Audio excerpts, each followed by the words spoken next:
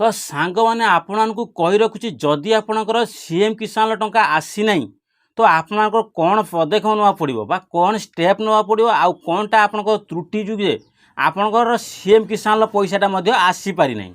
आउ जो माने तो सीएम किसान टंका पाई तो बल्ले बल्ले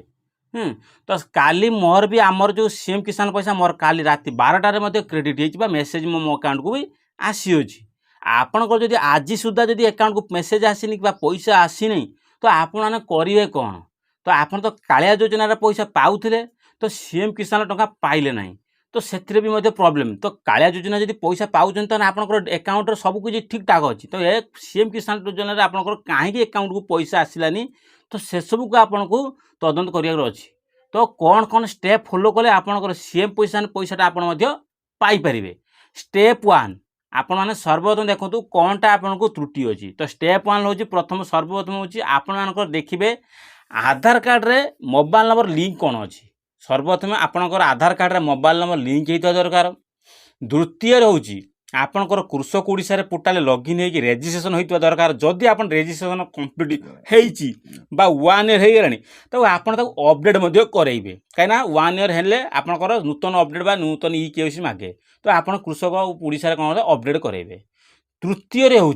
आपणकर डीबीटी मध्यम आपणकर पैसाटी आसे आपणकर जो बेनिफिशियरी अकाउंट आप कालिया बा पीएम किसान देइचंती आपन पैसाटा आसुची आपणकर अकाउंट नंबर मध्यम पैसा आसेनी आपणकर डीबीटी मध्यम पैसा आसे कहीं आसे ना आपणकर आधार नंबर डायल कले पैसा आपन अकाउंट पैसा पलि आसो तो सही बड़ी आपणकर डीबीटी अकाउंट को पैसाटा एथिरे आसिया दरकार थिला जदि आपणकर एनपीसीआई तरफ जदि मैपिंग नथिबो आपणकर एनपीसीआई तरफ जदि मैपिंग नथिबो आपणकर बैंक अकाउंट टी आधार कार्ड सहित ताहले आपणकर पैसा मध्य डीबीटी हो पारिबो नहीं तो आपन को तुरंत बैंक को जीवा पड़ियो बैंक रे पचारिबो जे ये आधार सहित ये मैपिंग अच्छी आ डीबीटी मध्य एतरे संयुक्त होबा दरकार तो आमर एटा डीबीटी अकाउंट सहित संयुक्त अच्छी कि नहीं तो सेटा को बैंक रे आपन जो बैंक जोठी थिबो आपन से बैंक को जाई कि से ब्रांच रे जाई कि हेटा डाटा नहीं पारे जे एटा डीबीटी अच्छी कि नहीं जदि डीबीटी नहीं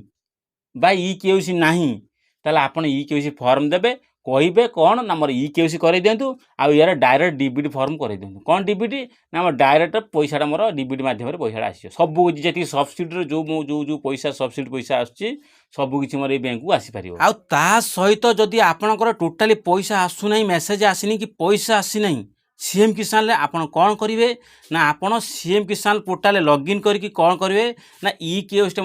करेंगे एटा मैंडेटरी अटे तो आप सीएम किसान पोर्टाल लॉगिन करी आधार कार्ड देकी ओटीपी माध्यम कौन करे